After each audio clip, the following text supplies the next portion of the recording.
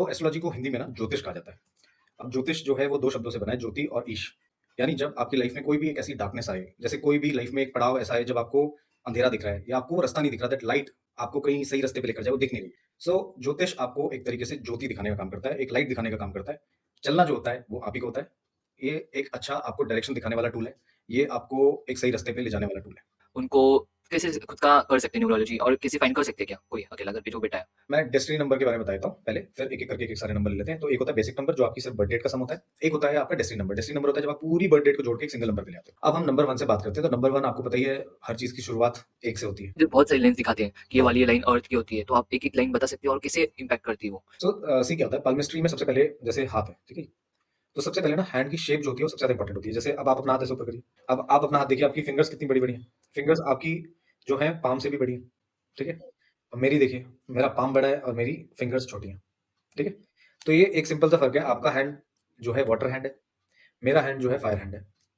तो मैं थोड़ा-सा इम्पल्सिव ज़्यादा हूँ, थोड़ा मेरे को हो सकता है गुस्सा भी जल्दी आ जाए, ठीक है? मेरे अंदर फायर भी ज़्यादा होगी, मैं पैसा कमाने के लिए पीछे भागूँगा। आप थोड़ा क्रिएटिविटी की तरफ भागोगे, आप ह्यूमन रिलेशनशिप को थोड़ा-सा वैल्यू ज़्यादा करोगे। न्यूमरोलॉजी, पामिस्ट्री ये क्या होता है? प्लीज़ आप सबसे पहले एस्ट्रोलॉजी, इसके बारे में मैं एक बेसिक आपको ब्रीफ कर देता हूँ। एस्ट्रोलॉजी को हिंदी में ना ज्योतिष कहा जाता है। अब ज्योतिष जो है वो 2 शब्दों से बना है, ज्योति और ईश। यानी जब आपकी लाइफ में कोई भी एक ऐसी डार्कनेस आए, जैसे कोई भी लाइफ में एक पड़ाव ऐसा है जब आपको अंधेरा दिख रहा है या आपको वो रास्ता नहीं दिख रहा, दैट लाइट जो आपको कहीं सही रास्ते पे लेकर जाए, वो दिख नहीं रही है। ज्योतिष आपको एक तरीके से ज्योति दिखाने का काम करता है, एक लाइट दिखाने का काम करता है। चलना जो होता है वो आप ही को होता है। ये एक अच्छा आपको डायरेक्शन दिखाने वाला टूल है। ये आपको एक सही रास्ते पे ले जाने वाला टूल है। ज्योतिष ये होता है। न्यूमरोलॉजी की अगर बात करें तो न्यूमरोलॉजी की रूट्स काफ़ी पुरानी हैं। मतलब हमारे वैदिक संस्कृति में भी देखो, बेबीलोन में देखो, ग्रीस माइथोलॉजी में जैसे पाइथागोरस है, इन्होंने न्यूमरोलॉजी पे काफ़ी काम किया है। फिर आपने एक पर्सनैलिटी का नाम सुना होगा, कीरो। इन्होंने भी मॉडर्न डे में काफ़ी न्यूमरोलॉजी के ऊपर काम किया है। मैं जिस न्यूमरोलॉजी में स्पेशलाइज़ करता हूँ वो है भृगु, या उसको हम वैदिक न्यूमरोलॉजी कहते हैं, जो हमारे सप्तऋषि थे भृगु, उनके थ्रू चली आ रही है। और न्यूमरोलॉजी में बहुत सारे सिस्टम्स हैं। जैसे चाइना से जो आया है वो लोशु ग्रिड है। इंडिया में पुराने टाइम से वैदिक ग्रिड को यूज़ करते हैं। नंबर्स अगर आप देखें तो लाइफ़ के हर एस्पेक्ट में कहीं न कहीं काम करते हैं। तो अगर आप स्टॉक ब्रोकर हैं तो नंबर आएगा। अगर आप म्यूज़िशियन हैं तो आपको 7 सुर पता होने चाहिए। अगर आप एनालिटिक्स का काम करते हैं, अगर आप किसी भी तरीके का एक थ्योरी बेस्ड काम करते हैं, तो हर चीज़ में कहीं न कहीं नंबर आते हैं। चाहे फ़िलॉसफ़ी की बात करो, चाहे म्यूज़िक की बात करो, चाहे आप मॉडर्न डे साइंस की बात करो, फ़िज़िक्स की बात करो। नंबर्स को समझना, वो नंबर्स की वाइब्रेशंस आपकी लाइफ़ में कैसे इम्पैक्ट करती हैं, आप स्पेसिफ़िक किस बर्थ डेट में पैदा हुए हो, आपका जो दशा चल रही है उसके टाइम पर किस तरीके से वो नंबर्स आपके ऊपर इम्पैक्ट करेंगे, दैट इज़ न्यूमरोलॉजी। तीसरा आपने पूछा पामिस्ट्री, तो पामिस्ट्री एक तरीके से मान सकते हैं कि आपकी पूरी लाइफ़ का एक ब्लूप्रिंट जो होता है वो आपके इस पाम में छपा होता है। तो आप देखेंगे जैसे आपके हाथ हो सकता है पतली उँगलियों वाले हों, किसी के मोटे उँगली वाले होते हैं, किसी के थोड़े चबी हाथ होते हैं, किसी के थोड़े से नॉटी हाथ होते हैं, नॉट्स दिखती हैं हाथ में। फिर कलर अलग होता है, लाइन्स अलग होती हैं, साइन्स, माउंट्स ये सब होते हैं। हर चीज़ के पीछे एक रीज़न है। जैसे हम कॉन्शियसली जब कोई काम करते हैं तो हमारी बॉडी में, हमारे फेस एक्सप्रेशन में रिफ्लेक्ट होता है।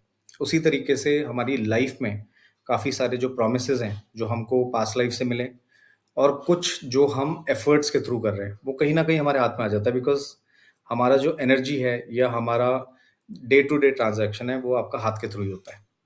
तो वो आपका पाम में आ जाता है। तो anything which studies how lines work, planets work in your hand, और उससे जो प्रेडिक्शन होती है दैट इज़ पामिस्ट्री। नंबर से numerology, and astrology is about the light coming from any planet.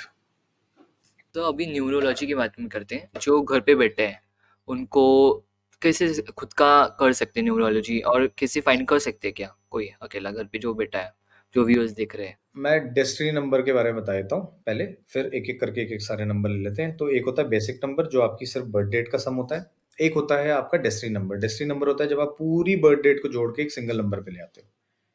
तो फॉर एग्ज़ाम्पल आप मेरी बर्थ डेट ले लो 13 अक्टूबर 1987 पूरा जोड़ के 3 नंबर पे आ जाता है, ठीक है?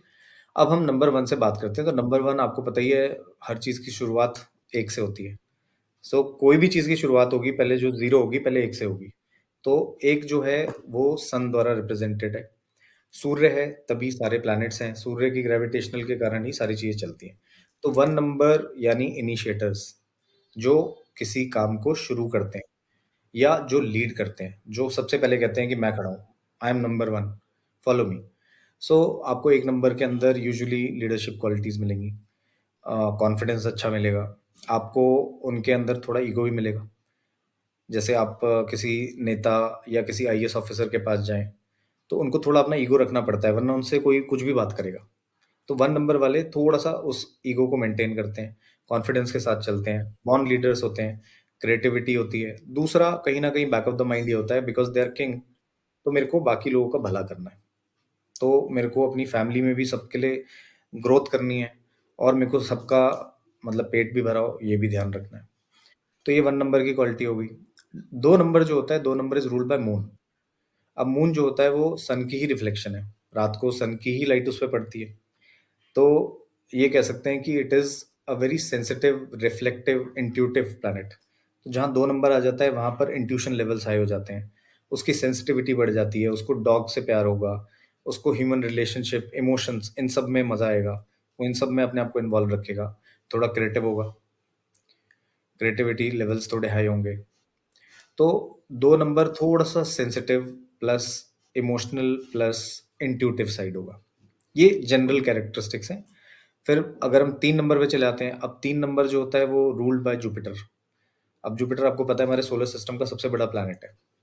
सबसे बड़ा है और साथ के साथ ही बहुत सारे एस्टेरॉइड, मेटेओराइट ये जो भी आते हैं उनसे कहीं न कहीं बचाता है। उसका ग्रेविटेशनल पुल अर्थ की तरफ इन सब चीज़ों को नहीं आने देता। अब आपकी लाइफ में कोई प्रॉब्लम अगर आती है या आपको फ्यूचर में कोई प्रॉब्लम आएगी, उसको सॉल्व करने के लिए कौन काम आता है? वो होता है टीचर, जो आपको पहले से ही इक्विप करता है। आपको कई चीज़ें सिखाता है जो कि आपको आगे लाइफ में काम आती हैं।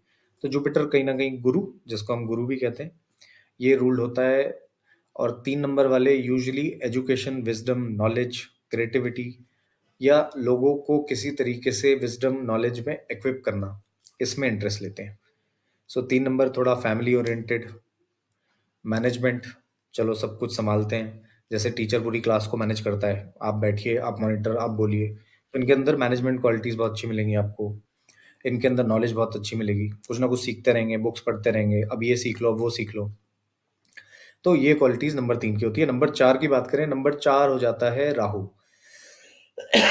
तो राहु का मतलब है साम-दाम, दंड-भेद या यूँ कहें कि किसी भी तरीके से I want to get things done. तो जितने भी लोग टेक्निकल फील्ड में होते हैं या जहाँ पर बहुत ज़्यादा फायर फाइटिंग होती है या जहाँ पर जुगाड़ू वाले काम होते हैं, यहाँ से ये सेट करो, यहाँ से ये सेट करो।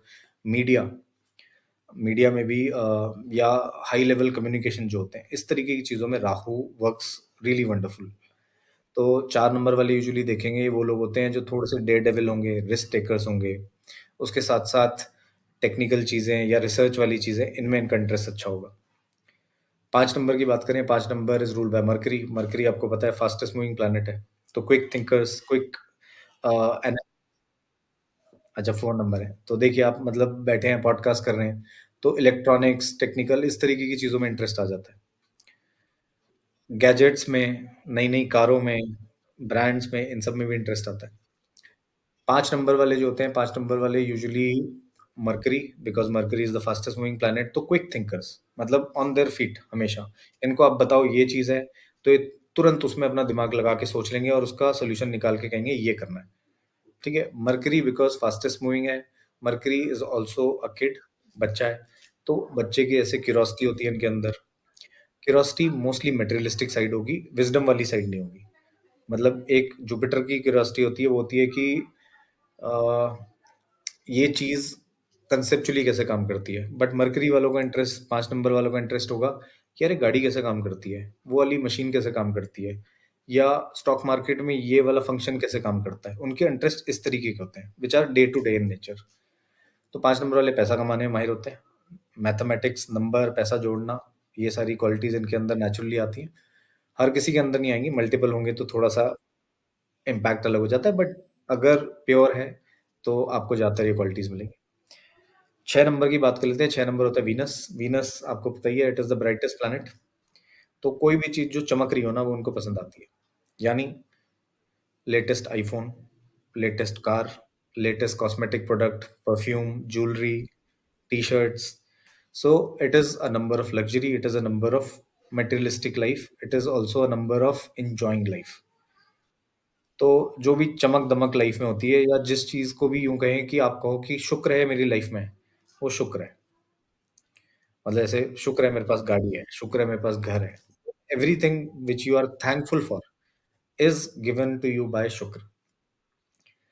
फिर 7 नंबर पे बात करते हैं, 7 नंबर बड़ा मिस्टिकल और इंटरेस्टिंग नंबर है। 7 नंबर अ, कहीं न कहीं आपकी इनर विज़डम जो मैं 7 चक्रों के बारे में बात कर रहा था ना, स्पिरिचुअलिटी, 7 चक्र, उनसे रिलेटेड है। तो ये रूल होता है केतु से। केतु आपको पता ही है it is about looking within, अपने अंदर झाँको, अपने अंदर ही सारे जवाब हैं। तो वही स्पिरिचुअलिटी में भी है, जब आप आँख बंद करते हो तो आपको पूरी दुनिया दिखती है और वैसे आप आँख खोल के दुनिया में चल रहे होते हो तो आपको कुछ नहीं दिखता। सो 7 नंबर वाले again they are blessed with some kind of inner wisdom, spirituality. 7 number वाले थोड़ा-सा एक जगह टिकते भी नहीं। इनको नई-नई जगह घूमना बड़ा पसंद होता है, ट्रैवलर्स होते हैं। तो 7 नंबर इनर खोज, अपने अंतर्मन की खोज और बाहर की खोज दोनों में लगे रहते हैं। तो सेटल नहीं होते जल्दी।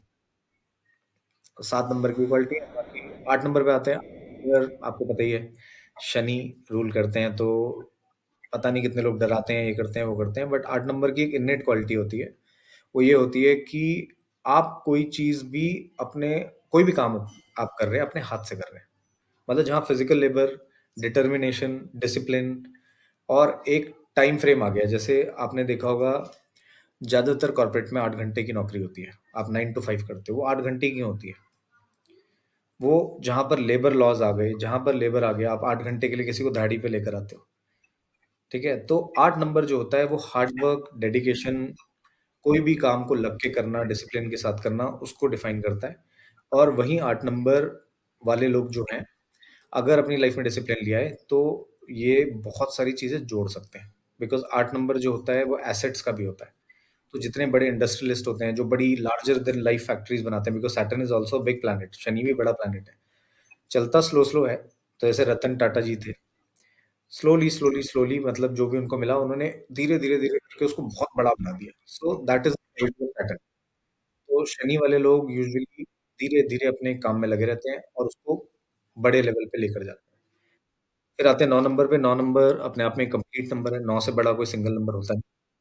तो 9 नंबर बिकॉज़ कंप्लीट है, कंप्लीट का मतलब ये होता है कि ये लोग होते हैं जो काम कंप्लीट करते हैं।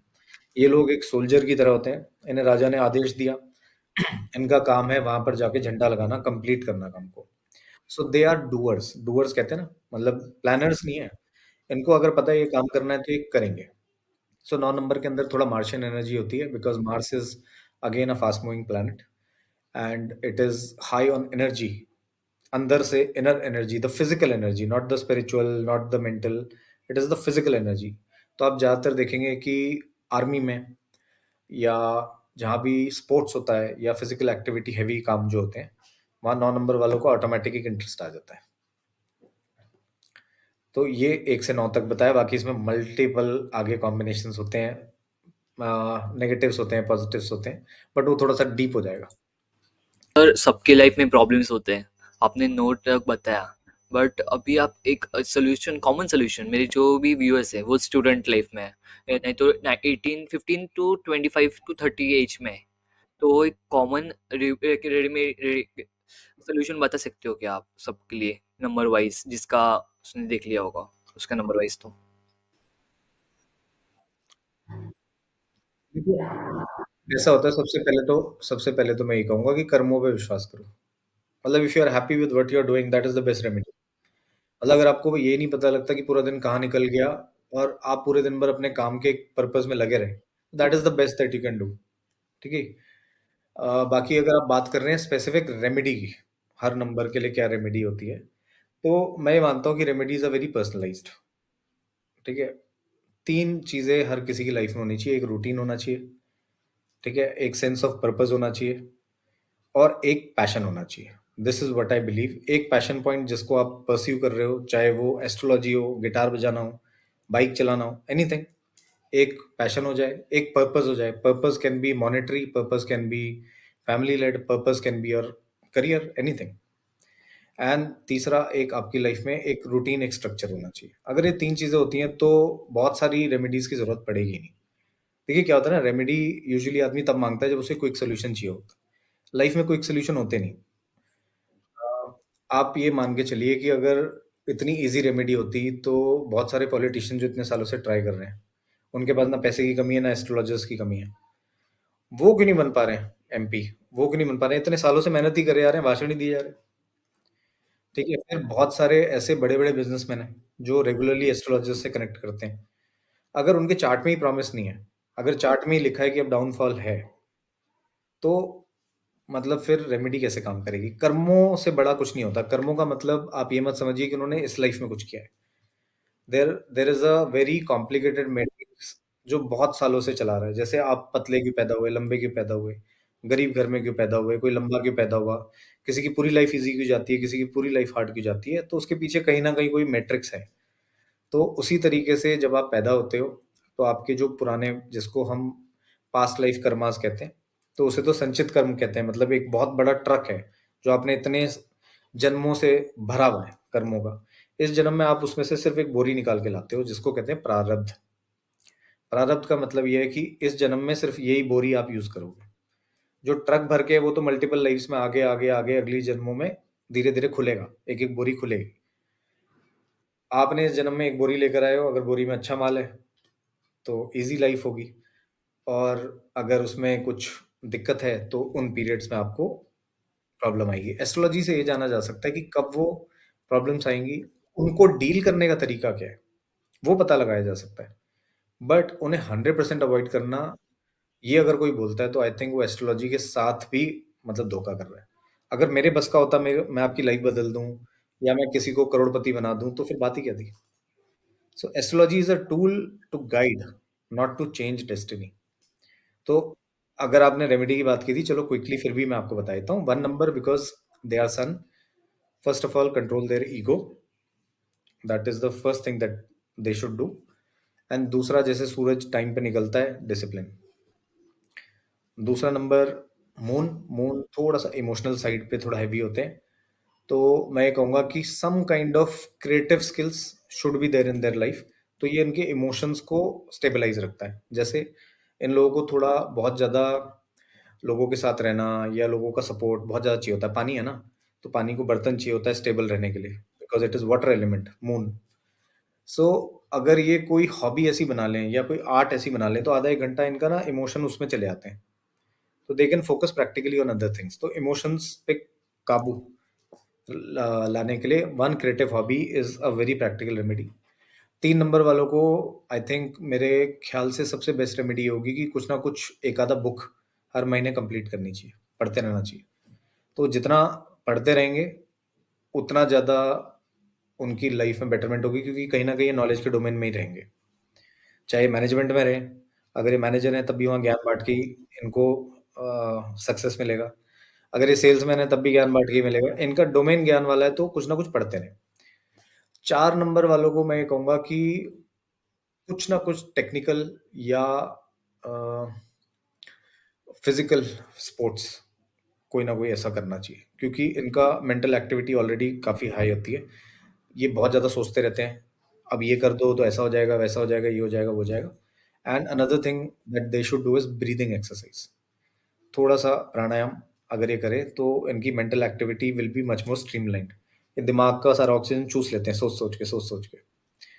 5 नंबर वाले जो हैं, इनको किसी न किसी तरीके से अ, मतलब मनी मैनेजमेंट वाली चीज़ें हो गई, या anything to do with commerce, या anything to do with a pet project या साइड हसल, इस तरीके की चीज़ में हमेशा कोई ना कोई इंटरेस्ट रखना चाहिए। या कोई भी एक ऐसी चीज़ like collection of stamps, collection of coins, या जो बचपन में कोई चीज़ करते थे ना, लाइक अ हॉबी, ये ज़रूर होनी चाहिए, मतलब they should keep the kid alive in them, ठीक है? और बाकी 6 नंबर पे आते हैं, 6 नंबर वालों के लिए एक सिंपल सी रेमेडी है कि uh, don't be boastful, just be thankful. वो आर्ट ऑफ वो कहते हैं ना ग्रैटिट्यूड, वो प्रैक्टिस करना चाहिए। 7 नंबर वालों को anything to do with travel, anything to do with spirituality, मतलब कोई भी चीज़, मैं किसी को जनरली ये नहीं कहता कि आप इसकी पूजा कर लो, उसकी पूजा कर लो, व्हाटएवर वर्क्स फॉर देम। कोई ना कोई एक स्पिरिचुअल साइड या ट्रैवल एक्सप्लोरेटरी साइड अपना ऑन रखना चाहिए। 8 नंबर वालों को अगेन टू डू लिस्ट बना के चलना चाहिए लाइफ में, मतलब they should have minute details of what they want to do in life. जैसे आज का दिन है, सुबह 8 बजे ये करूँगा, 10 बजे ये करूँगा, 12 बजे ये करूँगा, ये करूँगा। सिर्फ टू डू लिस्ट, सारे काम इनके हो जाएँगे। 9 नंबर वालों को थोड़ा-सा अगेन फिज़िकल एक्टिविटी, मतलब इनका पसीना डेली बहना चाहिए, क्योंकि 9 number is fire element, Mars, high on energy. तो अगर ये थोड़ा पसीना बहा लेते हैं, चाहे वो जिम से करें, कैलिस्थेनिक्स करें, साइक्लिंग कर लें, एनीथिंग, तो तब इनका जो हेड है, वो कूल रहता है। सो ये जेनेरिक रेमेडीज़ हैं, बाकी केस टू केस होती हैं। केस टू केस और ज़्यादा स्पेसिफिक होती हैं, जिसमें हम मतलब उसका बॉडी का टेम्परामेंट, पूरे नंबर्स के कॉम्बिनेशंस, एस्ट्रो कॉम्बिनेशंस, उसकी दशा, सबको देख के फिर सजेस्ट करते हैं। तो वो थोड़ा पर्सनलाइज़ होता है। अभी सर 2024 को सैटर्न रूल कर रहा है ऐसे बोलते हैं। तो अब अभी इसमें बहुत सारे हार्ड वर्क बोला गया था, बहुत सारी तरह। तो आपको क्या प्रेडिक्शन है कि 2025 कैसा अलग होगा और किसके लिए ज़्यादा अच्छा हो सकता है, और क्या रिकमेंड कर मतलब क्या कर सकते हो उधर ज़्यादा करके फोकस? तो देखिए, सिंपली सबसे पहले तो मैं बताऊँ कि कोई भी साल किसी प्लैनेट का नहीं होता। ये ऐसा है जैसे मतलब एक ट्रेंड चलता है ना, तो सब वही बात करने लग जाते हैं। हर साल हर हर प्लैनेट का होता है। अब जैसे कई लोग कहते हैं कि आपका बुध कमज़ोर है। बुध कैसे कमज़ोर हो जाएगा? बुध तो इतने सालों से वैसे का वैसे ही घूम रहा है। वो कैसे कमज़ोर हो जाएगा? आपका शनि कमज़ोर है। ये जो बातें बोलते हैं, ये मतलब मैं आपको बताता हूँ कि कुछ चीज़ें ना ट्रेंड में चला चले आ जाती हैं। क्या 2024 में मतलब चंद्रमा ने अपना काम नहीं किया? क्या सन ने अपना काम नहीं किया? सबने किया। अब वो कह रहे हैं कि ये शनि का साल है। हर साल शनि का है। हर साल शनि का है, हर साल सूर्य का है, हर साल बाकी सारे प्लैनेट्स का है। तो वो कहते हैं कि ज़्यादा मेहनत करनी पड़ेगी, ये करना पड़ेगा, वो करना पड़ेगा। देखिए, अगर आपके चार्ट में ईज़ी सक्सेस के कॉम्बिनेशन होंगे तो 2024 हो, 2035 हो, 2042 हो, उससे फ़र्क नहीं पड़ता। वो आपको ईज़िली मिल जाएगा, ठीक है? और अगर आपको हार्ड वर्क करना है, वो टाइम आपका आपके चार्ट में थोड़ा-सा हार्ड वर्क माँग रहा है, तो 2024 हो चाहे 2000 हो, आपको हार्ड वर्क करना ही है। तो हर साल को इस तरीके से क्लासिफ़ाई करना मेरे हिसाब से ठीक नहीं है। बट 2025 क्योंकि न्यूमरोलॉजिकली नंबर 7 पे आता है, तो मैं एक जेनेरिक मंडेन प्रेडिक्शन ये कर सकता हूँ कि बहुत सारे एक्सप्लोरेशंस होंगे, जैसे स्पेस एक्सप्लोरेशंस, ठीक है? या इंडिया में टूरिज्म एंड ट्रैवल जो है, इसको बहुत बड़ा बूस्ट मिलेगा। नई-नई researches specially in terms of medicine, ये आपको देखने को मिलेंगी। और स्पिरिचुअल साइड भी इंडिया का आपको डेवलप होता हुआ दिखेगा। ऐसे राम मंदिर बना है, ये सब बना है। कहीं न कहीं आप देखेंगे कि एक जनरल पॉपुलेस में, जैसे अभी धीरे-धीरे एस्ट्रोलॉजी वगैरह थोड़ा-सा आप देखेंगे इंस्टा पे, इन सब पे पिक किया है। स्पिरिचुअल साइड भी बहुत ज़्यादा पिक होने लगेगा। तो नेक्स्ट ईयर आप ये देख सकते हैं, ऐसे religious side, spiritual side, exploratory side, specially microbiology, क्योंकि केतु थोड़ा-सा डिटेल में चीज़ों को जाता है। तो माइक्रोबायोलॉजी या जो सूक्ष्म वर्ल्ड जिसको हम माइक्रो वर्ल्ड कहते हैं, वहाँ पर काफ़ी सारी खोज हो सकती हैं। फिर आपका जो मैक्रो वर्ल्ड है, लाइक स्पेस एक्सप्लोरेशंस, इस तरीके की चीज़ों में काफ़ी आपको डेवलपमेंट मिलेंगी। यस, ये मैं जनरल बोल सकता हूँ, बाकी आम आदमी पे क्या फ़र्क पड़ेगा, देखो वो तो हर किसी पे अलग-अलग पड़ेगा। एक कॉमन सेंस लगाने वाली बात है ना।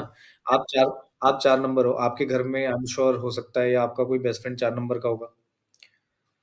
तो आज आपका दिन ठीक जा रहा है, उसका बुरा जा रहा है, ऐसे तो फिर तो 4 नंबर का सेम होना चाहिए था, है ना? बट ऐसा होता तो नहीं। तो ये over a period of time, because हर किसी को पॉपुलर होना है। हर किसी को ऐसी चीज़ बतानी है कि जो ज़्यादा से ज़्यादा लोगों के साथ कनेक्ट हो सके। तो अगर मैं आज आपकी पॉडकास्ट में मिथुन राशि के लिए बताऊँगा तो मेरे को पता है फॉलोवर्स ज़्यादा आएँगे। भले ही उसका कोई मतलब उनकी लाइफ़ में होना हो, सेंस बने ना बने। तो I like to talk sense. हर किसी की लाइफ़ अलग होती है। ऐसे जेनेरिक तरीके से 4 नंबर वाले होते हैं, 5 नंबर वाले होते हैं। ये एक मोटा-मोटा आप बता सकते हो, बट आप इससे प्रेडिक्शन नहीं कर सकते। मतलब जैसे 4 नंबर है, आपके इंटरेस्ट हैं, मीडिया में, टेक में, गैजेट्स में, ये नया फ़ोन कैसे होता है, ये ऑक्स केबल कैसे लगती है, आपको ईज़िली आएगा। ये एक जेनेरिक प्रेडिक्शन होगी, बट आप विदेश कब जाओगे ये तो नहीं बताया जा सकता ना 4 नंबर से, वो तो पूरा आपका चार्ट देखना पड़ेगा, पाम देखना पड़ेगा, आपके कॉम्बिनेशन देखने पड़ेंगे तब पता लगेगा। तो मेरा ये मानना है। हाँ, चलिए। सर अभी पाल्मिस्ट्री की बात करते हैं। इधर बहुत सारी लाइन्स दिखाते हैं कि ये वाली ये लाइन अर्थ की होती है, तो आप एक-एक लाइन बता सकते हैं और कैसे इम्पैक्ट करती है वो? एक सिर्फ जब जस्ट ओवरलुक ऊपर अपर से। सो सी क्या होता है पाल्मिस्ट्री में सबसे पहले जैसे हाथ है, ठीक है? तो सबसे पहले ना हैंड की शेप जो होती है वो सबसे ज़्यादा इंपॉर्टेंट होती है। जैसे अब आप अपना हाथ ऐसे ऊपर करिए, ऐसे अपना हाथ ऊपर करिए। अब आप अपना हाथ देखिए आपकी फिंगर्स कितनी बड़ी-बड़ी हैं।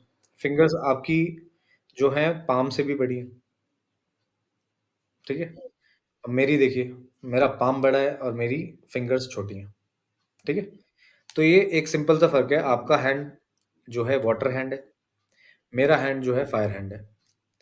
तो मैं थोड़ा-सा इम्पल्सिव ज़्यादा हूँ, थोड़ा मेरे को हो सकता है गुस्सा भी जल्दी आ जाए, ठीक है? मेरे अंदर फायर भी ज़्यादा होगी, मैं पैसा कमाने के लिए पीछे भागूँगा। आप थोड़ा क्रिएटिविटी की तरफ भागोगे, आप ह्यूमन रिलेशनशिप को थोड़ा-सा वैल्यू ज़्यादा करोगे। आप कहोगे यार इस काम को ना थोड़ा अलग तरीके से कैसे कर लें, सोशल मीडिया पे कुछ ऐसा कर लें। मेरे को सोशल मीडिया से कोई फ़र्क नहीं पड़ता, मैं ऐसे कैमरा खोलता हूँ, फटाफट दिमाग में जो आया फायर जैसे होती है ना तुरंत जली, कैमरा ऑन किया, रील बनाई, डाल दी। आप उसे बैठ के देखोगे, पीछे कर लें, कलर करेक्शन ये वो, तो आप थोड़ा क्रिएटिवली देखोगे। तो सबसे पहले पाम में ना आपका हैंड का शेप सबसे ज़्यादा इम्पोर्टेंट होता है। जैसे एस्ट्रोलॉजी में आपका लगन इम्पोर्टेंट होता है, न्यूमरोलॉजी में आपका डेस्टिनी नंबर इम्पोर्टेंट होता है, पाल्मिस्ट्री में आपका पाम इम्पोर्टेंट होता है। तो शेप देख ली, शेप से एक मेजर ब्लूप्रिंट पता लग जाता है कि ये फायर पर्सनैलिटी है, वाटर पर्सनैलिटी है, ठीक है? या एयर पर्सनैलिटी है, ये पता लग जाता है। उसके बाद जब हम इस पे आते हैं, लाइन्स पे बाद में आएँगे, सबसे पहले बात कर लेते हैं, ये होता है थंब, ठीक है? तो थंब जो होता है, ये आपकी विल पावर, आपकी फैमिली, आपका बैकग्राउंड, ये सारी चीज़ों के ऊपर रूल करता है, ठीक है जी?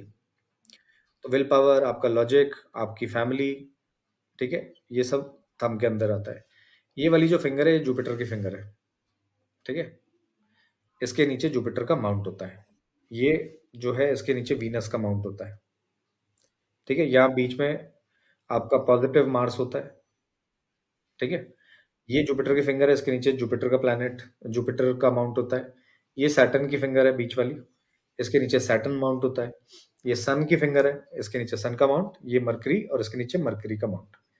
ये वाला जो रीजन होता है, ये आपका मून रीजन होता है, ये आपका नेगेटिव मार्स और यहाँ पर जो होता है this is called as Ketu region और इसको मतलब वैसे जो ये गड्ढा होता है हमारे हाथ के बीच में, इसको हम राहु रीजन कहते हैं। अब आपने प्लैनेट्स की पोज़ीशन समझ ली। अब 3 या 4 मेजर लाइन हर किसी के हाथ में होती है। 99% कहूँगा कि 4 लाइनें सबके हाथ में होती हैं। एक लाइन होती है जो आपके थंब से यहाँ थंब और इंडेक्स फिंगर के बीच से पूरा ऐसे घूमते हुए ऐसे नीचे तक जाती है। ठीक है? हाँ जी, इसको कहते हैं अर्थ लाइन। अर्थ लाइन का मतलब ये होता है कि आपकी रूट्स, आपका नेचर, आपकी हैबिट्स, आप जहाँ जिस ज़मीन से जुड़े हो, ठीक है? आपकी लाइफ इस धरती पे कब तक है, अर्थ में कब तक है, इसीलिए इसको लाइफ़लाइन भी कहा जाता है। वो सब यहीं से देखा जाता है। तो आपकी लाइफ की मेजर हेल्थ, आपकी लाइफ के मेजर मोमेंट्स इवन एसेट्स आप घर कब बनाओगे, ये भी अर्थ लाइन से देखा जाता है because it rules over the earth element. तो आप इस मिट्टी के पुतले में कब तक रहोगे, इस बॉडी में कब तक रहोगे, वो आपकी अर्थ लाइन बताती है, इसको लाइफ लाइन पॉपुलरली कहा जाता है। तो एक ये लाइन होती है। फिर ये जो दूसरी लाइन होती है मरकरी माउंट के नीचे से निकल के ऐसे लगभग ज़्यादातर लोगों की सैटर्न तक जाती है। मतलब मिडल फिंगर के नीचे तक जाती है, कइयों की जुपिटर तक भी जाती है और बहुत रेयर केस में कइयों की सन और सैटर्न के बीच में भी रुक जाती है। ठीक है? तो इसको हम कहते हैं वाटर लाइन। ठीक है? अब वाटर क्या होता है? वाटर का मतलब होता है बहना। वाटर तो बहता है, उसकी मतलब टेंडेंसी वही है।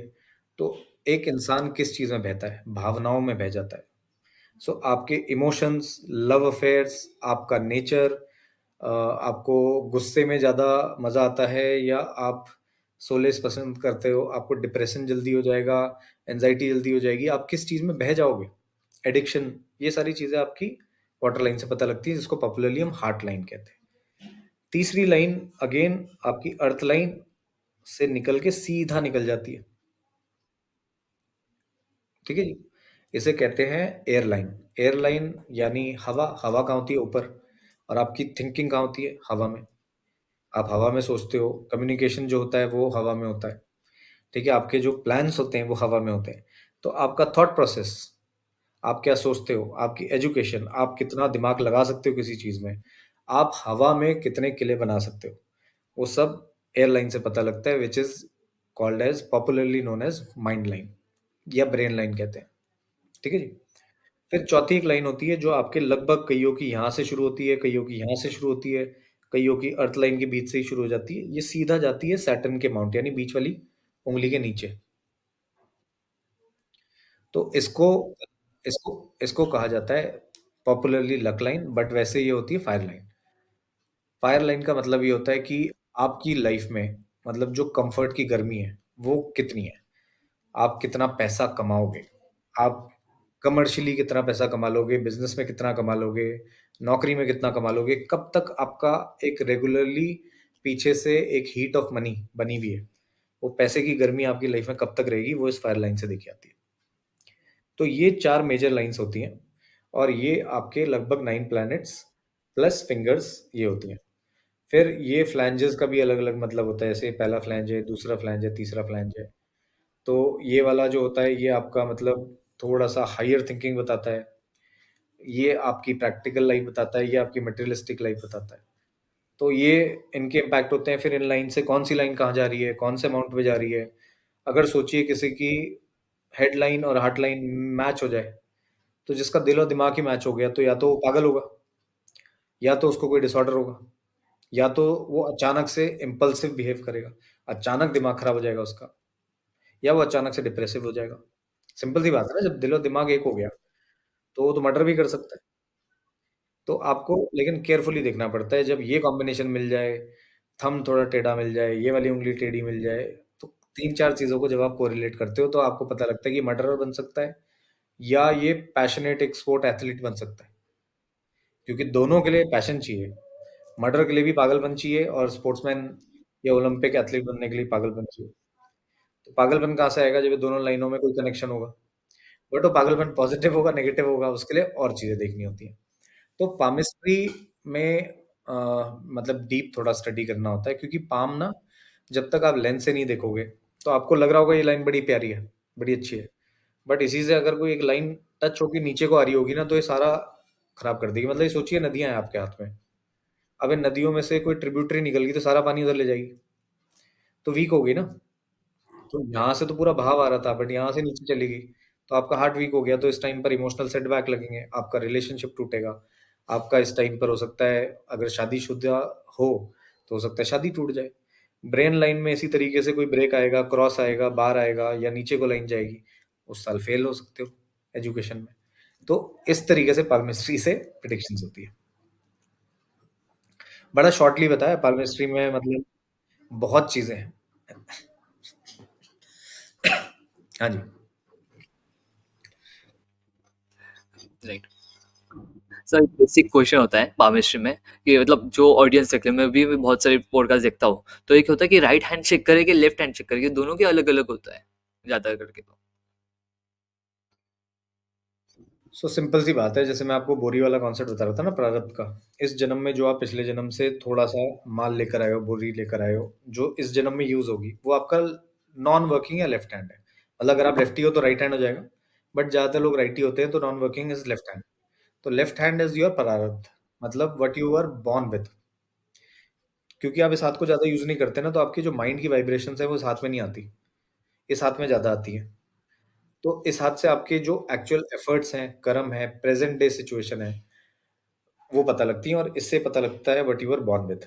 तो ऐसे अगर लेफ्ट हैंड में बड़ी क्लियर फायर लाइन है, तो इसका मतलब ये है कि आपके करियर में ज़्यादा प्रॉब्लम होनी नहीं थी।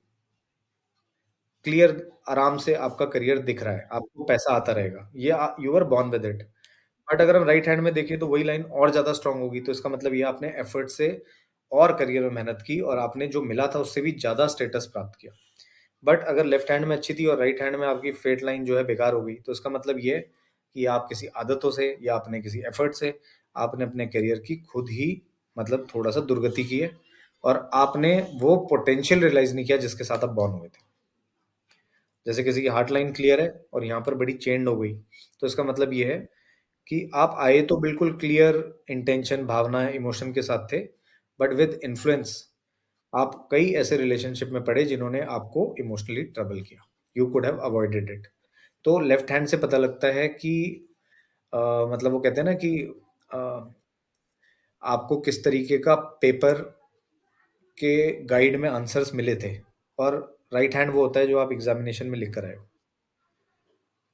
तो यहाँ आंसर तो आपको सारे मिले थे, गाइड पूरी मिली थी, बट आप लिख कर के आए हो वो राइट हैंड है। तो सर फिर आप जब कोई किसी का देखते हो तो पहले राइट हैंड देखते हो कि लेफ्ट हैंड से स्टार्ट करते हो? कैसे मतलब कि आप आपका प्रोसेस क्या होता है पामस्ट्री के वक़्त? पहले तो मैं फेस देखता हूँ क्योंकि मेरा कीन इंटरेस्ट है फेस रीडिंग में और फेस रीडिंग में पूरे मतलब वर्ल्ड में ही बोलो तो बहुत कम काम हुआ है। जैसे आपका बकेट फेस या वुड फेस कहते हैं, मतलब नीचे से कम और ऊपर को ऐसे ज़्यादा जाता है। तो you are somebody who will grab everything, जैसे बकेट में कुछ भी डालो समा जाता है। तो आप लर्नर फॉर लाइफ एक कॉम्बिनेशन लेकर पैदा हुए हैं। तो कुछ ना कुछ सीखते रहोगे। अब ये सीख लो, अब ये सीख लो, वो क्या होता है, वो क्या होता है। इसीलिए शायद पॉडकास्ट भी कर रहे हो। कभी आप किसी हैकर के साथ बैठे होते हो, कभी आप आज एक एस्ट्रोलॉजर के साथ बैठे हो। तो आपका हो गया बकेट फेस। तो सबसे पहले तो मैं फेस देखता हूँ। उसके बाद मैं यूजुअली क्लाइंट से उनकी date of birth, time of birth, place of birth मंगाता हूँ for creating the birth chart. दूसरा उनके पाम, अगर वो इन पर्सन अवेलेबल हैं तब तो मैं खुद ही देख लेता हूँ लेंस से, बट नहीं तो HD photos of left and right palm दोनों। और न्यूमरोलॉजी तो उनकी बर्थ डेट से निकल जाती है। ठीक है? तो जब ये मेरे पास आ जाता है तो सबसे पहले तो एस्ट्रोलॉजिकल चार्ट बनाया जाता है, उसमें मोटा-मोटा दशा देखी जाती है, भुक्ति अंतर देखा जाता है, जो करंट पीरियड चल रहा है वो क्या है? क्योंकि अभी मेरे पास कोई आदमी आया तो वो अभी प्रॉब्लम है। तो मेरे को उसकी अभी की प्रॉब्लम तो समझनी पड़ेगी, कोई 5 साल पुरानी प्रॉब्लम के लिए तो आज आ नहीं रहा होगा मेरे पास। तो मैं पहले उसके करंट टाइम को समझूँगा, उसकी करंट दशा, अंतर, भुक्ति सबको समझूँगा, थोड़ा उसके नेचर को देख लूँगा। फिर उसके जो मेजॉरिटी ऑफ प्लैनेट्स हैं, उसमें एंग्ज़ायटी का कॉम्बिनेशन है, डिप्रेशन का है, हेल्थ ठीक है, नहीं है, एजुकेशन कैसी है, पैसे के हालात क्या हैं, ये सब थोड़ा मोटा-मोटा देख लूँगा। और एक मेरे को रफ़ अपनी तैयारी मेरी पूरी होती है कि जब मैं उससे बात करूँगा, तो मैं उससे 2-4 चीज़ें पहले ही बताऊँगा एंड कन्फर्म करूँगा। फिर उसके बाद मैं लेफ्ट पाम को भी देखूँगा, राइट पाम को भी देखूँगा। यूजुअली ऐसा नहीं होता पहले कौन-सा देखोगे, वो कौन-सा देखोगे, दोनों को साथ में देखना पड़ता है जिससे कि पता लगे कि डेविएशन कितना है, लेफ्ट में और राइट में। जैसे मान लो किसी की ये वाली जो फिंगर है ना, ये वाली फिंगर लेफ्ट हैंड में सीधी है, बिल्कुल सीधी है और राइट हैंड में वो थोड़ी-सी टिल्ट आ गया, क्रूकेड हो गई। तो इसका मतलब ये है कि इतना फेंकू था नहीं है जितना फेंकू बन गया। तो वो दोनों को साथ में देख के ही पता लगता है कि was he like this from before या अब बना है। तो दोनों पाम को आजू-बाजू रख के देखा जाता है कौन-सी लाइन्स में मेजर डेविएशन है और पहले क्या था, अब क्या था, ये देखा जाता है। फिर तीसरा उसका न्यूमरोलॉजिकल 40-50 साल का, 10-20 साल पीछे, 10-20 साल आगे का एक ग्रिड जो होता है वो प्लॉट किया जाता है, जिसमें उसकी अगेन न्यूमरोलॉजिकल दशाएँ ये सारी देखी जाती हैं कि पीछे 5-7 साल ये कैसे थे, आगे कैसे थे, फिर आगे कैसे हैं। तो ये सब जब सारी चीज़ों को एक साथ कैलकुलेट किया जाता है तो मेरे पास ऑलमोस्ट 20-30 पॉइंट होते हैं बिफोर एनी कंसल्टेशन। तो जब कंसल्टेशन कॉल शुरू होती है मैं उस टाइम पर अपना चार्ट खोलता हूँ और ये सारी बातें बताना शुरू कर देता हूँ। उसके बाद क्लाइंट कंफर्म करता है, क्लाइंट कंफर्म करके फिर उस पे सॉल्यूशंस और उनकी स्पेसिफिक जो भी प्रॉब्लम्स होती हैं उनके बारे में बात की जाती क्या एक्सप्लेन कर सकते हो चक्रास क्या होते हैं और कैसे वर्क करते हैं? ये है। ग्लैंड्स कहते हैं हमारी बॉडी में जो बहुत सारी चीज़ों को रेगुलेट करती है, बट वो ग्लैंड्स जो होती हैं usually they are not very well connected with the nervous system. तो हमें सेंस नहीं पता लगता उनका। तो जैसे 7 चक्र जो बताए गए हैं, मूलाधार, स्वादिष्ठान, मणिपुर, अनाहत, विशुद्धि, अग्ना एंड सहस्त्रनाम, ये 7 चक्र बताए गए हैं। तो इसको ना आप इस तरीके से समझिए कि स्पिरिट का एवोल्यूशन जो होता है, वो मूलाधार से सहस्त्रनाम पे होता है। तो आप कितने इवॉल्व्ड हैं, वो आपके लोअर चक्रा से हायर चक्रा तक पता लगता है। तो मूलाधार का मतलब ही मूल है, यानी द बेसिस ऑफ लाइफ। तो बेसिस ऑफ लाइफ क्या है? खाना एंड रिप्रोड्यूस करना। लाइफ तभी चलेगी ना जब आप अच्छा खाओगे और आगे आपकी जनरेशन आएगी। तो लाइफ का मूल वो यही है कि जो जीवित है, उसके पास खाने को कुछ हो और वो आगे किसी और को जीवित कर पाए तो लाइफ चलती रहेगी। तो मूलाधार चक्र जो होता है वो आपके बेसिस ऑफ लाइफ आपको भूख लगे और आपका मन करे कि मैं शादी करूं और आगे बच्चे करूं, ये हर किसी के अंदर नेचुरली आता है। ये जानवरों के अंदर भी नेचुरली आता है। जानवरों को बताना नहीं पड़ता, भूख लगती है खाना ढूंढते हैं और बच्चे पैदा करते हैं, है ना? सो ये हो गया मूलाधार चक्र। तो ये हर किसी का लगभग एक्टिव ही होता है। वैसे सारे चक्र एक्टिव होते हैं बट ज्यादा डोमिनेंटली मूलाधार हर किसी का एक्टिव होता है। तो ज्यादातर लोगों को आपने देखा होगा वो ये कहते हैं कि खाओ पियो ऐश करो मौज करो। फिर आप जब थोड़ा-सा ऊपर पहुँचते हो, गट में पहुँचते हो, तो यहाँ पर जो 2 चक्र होते हैं हमारे, वो फिर आपकी ना गट इंस्टिंक्ट को बढ़ा देते हैं। तो यहाँ पर क्या हो जाता है the sense of purpose in life आ जाता है। जैसे मेरे को स्पिरिचुअलिटी में या एस्ट्रोलॉजी में या पामिस्ट्री में ये करने की भूख है। तो ये आपका भूख वाला रीजन हो गया। तो आपकी भूख थोड़ी-सी एलिवेट हो जाती है रादर देन फिजिकल भूख। सो यहाँ पे पर्पस आ जाता है। बिल्कुल, जैसे आप पायलट बनना चाहते हो तो अब आपकी भूख है कि मैं वो वाला प्लेन चलाऊँ। तो आपका सेंस ऑफ पर्पस बन जाता है। तो आपकी इंस्टिंक्ट फिर आपके लिए उस पर्पस को सॉल्व करने के लिए हेल्प करती है। तो ये चक्र जो होते हैं ये कहीं न कहीं आपकी जो हायर भूख है, हायर इंस्टिंक्ट है, उसको फुलफिल करते हैं। फिर उसके बाद आप जब अनाहत पे आ जाते हो, तो अनाहत इज़ कॉल्ड एज़ हार्ट चक्र। अब हार्ट चक्र का मतलब ये है कि जब आप समझ जाते हो ना जीवन चक्र को, तो आप हर किसी के लिए एक लविंग फिगर बन जाते हो। तो ऐसे कई साधु संत आपने देखे होंगे, हर किसी को देख के मुस्कुराते हैं। ये सबसे मुश्किल आर्ट है, आप नहीं कर सकते, मैं नहीं कर सकता, अभी हमें टाइम लगेगा वहाँ पहुँचने में। हम किसी को भी कहीं देखें, हम किसी को जज ना करें, हम उसके सामने ऐसे हाथ जोड़ के मुस्कुरा दें। तो जब आप मोह-माया से थोड़ा उठने लगते हो, जब आप और लविंग हो जाते हो, तो अनाहत चक्र ये स्पिरिचुअलिटी की प्रोग्रेस है धीरे-धीरे ऊपर ना। फिर अनाहत चक्र से जब आप विशुद्धि में आते हो, तो फिर विशुद्धि इज़ योर थ्रोट चक्र। ये आपके दिमाग और मन के बीच में काम करता है। तो ये बैलेंस का काम करता है। तो आपके मन में अंदर से क्या फीलिंग आ रही है और आपको राइट टाइम पे क्या सही चीज़ करनी चाहिए, क्या सही बोलना चाहिए, क्या किसी को सही गाइड करना चाहिए। तो जैसे कुछ साधु संत या अगेन स्पिरिचुअल लोग, उनकी वाणी में ओजस होता है। वो किसी को गाइड करते हैं या किसी को सिखाते हैं कुछ, तो उनके काम आता है। तो यहाँ पर फिर आपका एवोल्यूशन यहाँ हो जाता है।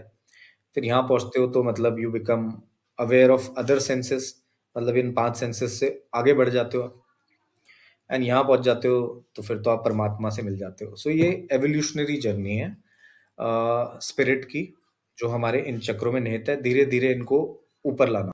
Independent okay. अभी बहुत सारे डिबेट्स होते हैं। पहले तो हम डिबेट्स से आते हैं कि बहुत से लोग बिलीव करते हैं एस्ट्रोलॉजी पे, न्यूमरोलॉजी पे, और कोई होते हैं कि सिर्फ मेहनत करो, काम करो, ये कुछ नहीं होता है, लक भी कुछ नहीं होता है। तो आपका क्या व्यू है इस पे? तो अपने कर्मों पे भरोसा है। जब तक आपको पता है कि you are in the right path, आप सही डायरेक्शन में जा रहे हैं, आप एफर्ट कर रहे हैं, there is no need of astrology. मतलब बीइंग एन एस्ट्रोलॉजर मैं कहता हूँ, क्योंकि there is something called as karma and free will. तो एक होता है जो आप अपनी मेहनत से उस रास्ते के पीछे पड़ गए और लग गए, तो देन फिर आपके पास ये टाइम नहीं होता कि आप इसकी कंसल्टेशन ले लो, ये सोच लो, वो सोच लो। जब आप क्लियर हो, सो जब आपको अपना पाथ पता है, आपको पता है मेरे को उधर जाना है, तो देन इट इज़ फाइन, आप अपने कर्मों में लगे रहो। बट येस, कभी-कभी लाइफ में ऐसा पड़ाव आते हैं, जब आपको लगता है कि इस चीज़ का जवाब नहीं मिल रहा। मैं इतने एफर्ट डाल रहा हूँ, उसके बावजूद भी वो चीज़ नहीं हो पा रही। क्या मेरे को इधर वाली चीज़ में एफर्ट डालना चाहिए या मेरे को इधर वाली चीज़ में एफर्ट डालना चाहिए? तो ये जो चॉइस जहाँ आ जाती है या जहाँ पर थोड़ा-सा कन्फ्यूजन आ जाता है, वहाँ पर एस्ट्रोलॉजी कैन हेल्प। बाकी राइट। सर एस्ट्रोलॉजी में बहुत सारे प्लैनेट्स होते हैं, उनके ज़ोडिक साइन होते हैं। अभी ज़्यादा करके ज़ोडिक साइंस को अभी मेरे यंग एज को बहुत पसंद होता है, उसके बारे में हम रिसर्च करते हैं। तो वो कैसे अलग है और एक राशि क्या होती है, उसके बारे में तो बताइए। ज़ोडिएक जो है ना, ये एक बिकॉज़ हमारा जो यूनिवर्स है उसको सर्कुलर वे में डिवाइड करना पड़ता है जस्ट टू मार्क कि यहाँ पर ये वाले कॉन्स्टेलेशंस हैं, यहाँ पर ये वाले कॉन्स्टेलेशंस हैं। तो ये पुराने टाइम से ही जब हमारे ऋषि मुनि थे, उन्होंने ऑब्ज़र्व किया कि ये वाला स्टार इधर ही की पोज़ीशन पे क्यों रहता है?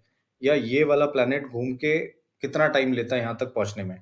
तो उन्हें आइडेंटिफ़ाई करने के लिए, दिनों का ज्ञान होने के लिए और कितने दिन में क्या चीज़ होती है, कौन-सा मौसम बदलता है, तो हमारे पुराने लोगों ने उसको ऑब्ज़र्व करना शुरू किया। स्काई को ऑब्ज़र्व करना शुरू किया। फिर बाद में जब वो ऑब्ज़र्व करते रहे तो उनको कुछ सिमिलैरिटीज़ मिली कि ओके इस वाले ज़ोन में ये चीज़ या ये तारा हमको दिखता है। इस वाले ज़ोन में ये दिखता है। तो आपने जितने भी कॉन्स्टेलेशन देखे होंगे जैसे हमारे पोलर बियर वाला कॉन्स्टेलेशन होता है या आपने देखा होगा बहुत सारे एनिमल्स जैसे अश्विनी नक्षत्र जो होता है वो थोड़ा हॉर्स के फेस की तरह दिखता है, स्टार्स जो होते हैं। तो एक कॉमन क्यूरियोसिटी होती है, हमने देखा इस तरीके का कोई स्टार दिखता है तो उसके नाम डाल दिए। तो वो तो हो गए नक्षत्र। उसके बाद अब उन नक्षत्रों को आइडेंटिफ़ाई करना था कि कौन-सा किधर-किधर पड़ता है। So this is just a bifurcation of the sky. इसको 360 डिग्री जो हमारा राउंड स्काई है, उसको हमने 12 इक्वल पार्ट्स में डिवाइड कर दिया, 30-30 डिग्री में, तो वो हमारे राशियाँ हो गई। अब राशि ऐसे होता है, राशि आपका मेष से शुरू होती है और मीन पे खत्म होती है। और अगर इसको बॉडी पार्ट से मैं समझाऊँ तो आपके सर से लेकर पाँव तक एक-एक राशि आपको रूल करती है। यही राशियाँ फिर कुछ एलिमेंट्स यानी जैसे 5 एलिमेंट होते हैं, उनके ऊपर रूल करती है और आपकी लाइफ़ के बहुत सारे एस्पेक्ट्स होते हैं, उनके ऊपर रूल करती है। तो ये with observation over a period of time इसके ऊपर बहुत सारी स्टडी हुई। उस वाले ज़ोन में जब वो स्टार आता है, तो किस तरीके की चीज़ होती है? उस वाले ज़ोन में जब स्टार था, कोई पैदा हुआ, तो उसका क्या मतलब है? ये जब ऑब्ज़र्व करते रहे, तो फिर धीरे-धीरे ज्योतिष जो है स्टैंडर्डाइज़ करके राशियों के हिसाब से समझने का एक तरीका बनाया गया। तो ये होता है ज़ोडिएक या इसको हम राशि चक्र कहते हैं। उसके बाद हम आते हैं आपके दूसरे क्वेश्चन पे, वो है 9 ग्रह। तो आपको ये तो पता होगा कि जब टेलीस्कोप का भी आविष्कार नहीं हुआ था, उससे पहले हमारे देश में 9 ग्रहों की पूजा होती थी।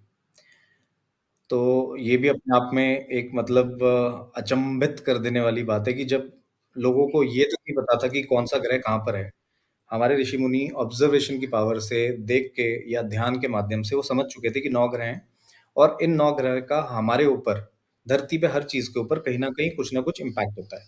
जैसे बहुत सारे एस्ट्रोलॉजर बात करते हैं कि चंद्रमा के ग्रेविटेशनल पुल से पानी ऊपर-नीचे जाता है, ज्वार-भाटा आता है। वो तो हमें बड़ा विज़िबली दिख रहा है। बट जुपिटर के थ्रू क्या होता है? इवन प्लूटो के थ्रू क्या होता है? ये सब over a period of time जब इनको ऑब्ज़र्व किया गया कि ये शरीर पे क्या इम्पैक्ट करते हैं, या ये वेदर पे क्या इम्पैक्ट करते हैं, या ये आपकी लाइफ़ के किस एस्पेक्ट पे इम्पैक्ट करते हैं। कौन-सा प्लैनेट इधर आए तो शादी कराता है, कौन-सा प्लैनेट उधर जाए तो बिज़नेस कराता है। ये जब ऑब्ज़र्व करते रहे तो तब राशि, प्लैनेट इनके कॉम्बिनेशन को मिला के ज्योतिष से फलित होता है। फलित मतलब प्रेडिक्शंस। और तीसरी बात जो मैं इसमें थोड़ा जोड़ना चाहता हूँ वो ये है कि अगर अ, कोई भी एस्ट्रोलॉजर ज़ोडिएक के बारे में बात कर रहा है कि इस राशि वालों का ये रिज़ल्ट होता है, इस राशि वालों का इस आने वाले महीने में ये होता है। तो प्लीज़ मैं रिक्वेस्ट करूँगा सारे यूथ को कि उसमें मतलब फ़ॉल ना हो, उसे ना माने तो बेटर है। क्योंकि आप खुद देखिए करोड़ों लोगों की सेम राशि होती है। तो मिथुन राशि का कोई आदमी एक्सीडेंट में भी होगा, किसी की लॉटरी भी लग रही होगी, किसी की जॉब भी लग रही होगी, किसी की जा भी रही होगी। तो वो राशिफल इतना जनरलाइज़ तरीके से जो किया जाता है, मैं उससे थोड़ा बचता हूँ। ज्योतिष जो है वो थोड़ा-सा पर्सनलाइज़ तरीके से यूज़ किया जाए तो बेटर है। ओके, मतलब सिर्फ एक स्पेसिफिक एक आपके पास कोई क्लाइंट आया, उसको आपको उसकी एस्ट्रोलॉजी देखनी, तो आप क्या देखोगे उसके पहले? डिफरेंट डिफरेंट है। मैं मतलब astrology plus palmistry plus numerology plus face reading in चारों को मिक्स करता हूँ। तो क्या होता है जैसे कुछ चीज़ें पाम से बड़े ईज़िली कन्फर्म हो जाती हैं। जैसे आप फ़ॉरेन जाओगे कि नहीं जाओगे वो आपकी अर्थ लाइन जिसको लाइफ़ लाइन कहते हैं, इसकी स्पेसिफिक कॉम्बिनेशन या इसके इन्फ्लुएंसेस या आपके मून माउंट के साइन से कन्फर्म हो जाता है। तो जब पाम से मेरे को पता लग गया कि okay the foreign travel and settlement is confirm, तो अब मैं हेल्प लूँगा न्यूमरोलॉजी की फाइंड करने के लिए कि वो प्रोबेबल मूवमेंट वाले ईयर्स कौन से हैं। तो ऐसे मेरे को पता लग गया कि 2023 इस टाइम से इस टाइम के बीच में ये 6 महीने के बीच में मूवमेंट हो सकता है। ये न्यूमरोलॉजी ने मेरे लिए थोड़ा और इसको स्पेसिफिक कर दिया। अब मैं जाऊँगा एस्ट्रोलॉजी में। मैं वहाँ देखूँगा उनका 12th हाउस का कस्पल सब लॉर्ड क्या है या उनकी जो दशा भुक्ति अंतर मतलब जो गवर्निंग पीरियड्स होते हैं एस्ट्रोलॉजी में, वो कौन से चल रहे हैं। फिर उसके बेसिस में मैं इसको और स्ट्रीमलाइन करके आपको लगभग 15-20 दिन या 1 महीने की टाइमलाइन दे दूँगा कि इस टाइम पर आपका ट्रैवल हो जाएगा। बशर्ते आपके पास वीज़ा एंड पेपर वर्क हो पीछे से। अगर आपका क्वेश्चन वीज़ा का है, तो वो भी मैं आपको एक विंडो दे दूँगा कि इस पीरियड में आप अगर अप्लाई करेंगे, तो इस पीरियड में आपको वीज़ा अप्रूव मिल जाएगा। ओके। अभी तक मुझे इतना समझा कि एस्ट्रोलॉजी अम्ब्रेला है, उसके एक ब्रांच बड़ी ट्री है, उसके अंदर सब ब्रांचेस एस्ट्रो न्यूमरोलॉजी फिर पामिस्ट्री, ऐसे मल्टीपल ब्रांचेस आते हैं, राइट? बट इसको ट्री की एनालॉजी देना थोड़ा ठीक नहीं होगा। बेसिकली एस्ट्रोलॉजी में ना काम बहुत हुआ है। मतलब इसमें बहुत सालों का रिसर्च है। बहुत सालों से इस पे थोड़ा साइंटिफिक टेम्परामेंट वाले हमारे ऋषि से लेकर हमारे पीढ़ी दर पीढ़ी काफ़ी लोगों ने इस पे काम किया है। पाल्मिस्ट्री पे भी काफ़ी काम हुआ है, बट थोड़ा वेस्ट में 19th सेंचुरी, 18th सेंचुरी में ज़्यादा काम हुआ है। इंडिया में कहीं न कहीं वो इन्वेजन के टाइम पे थोड़ा-सा वो कनेक्ट खत्म हो गया। न्यूमरोलॉजी में भी वेस्ट में ज़्यादा काम हुआ है, अब यहाँ पर भी हो रहा है। तो पाल्मिस्ट्री और न्यूमरोलॉजी में बहुत सारा काम होना बाकी है। हैं सारी कंप्लीट साइंस। ऐसा नहीं है कि मतलब इसमें कोई चीज़ कमज़ोर है या इसमें सिर्फ़ ये लिमिटेशंस हैं। जैसे आप वेस्टर्न वर्ल्ड में भी देखेंगे तो क्रिमिनोलॉजी में पामिस्ट्री का काफ़ी यूज़ होता है। तो आपका जो पाम के जो प्रिंट्स होते हैं, वो तो यूनिक हैं, वो तो सबको पता है। वो तो ट्विन्स के भी सेम नहीं होते, मतलब जैसे आपका फिंगरप्रिंट होता है, इसका प्रिंट होता है या आपके जो यहाँ माउंट्स होते हैं ना, इसके पास भी आपके अगर आप लेंस से देखोगे तो लेजेंड्स और ऐसे स्किन के पैटर्न्स होते हैं, वो सेम नहीं होते। सो क्रिमिनोलॉजी में बहुत सारी चीज़ों में नेचर जानने के लिए वेस्ट में साइंटिफिक तरीके से काम हो रहा है।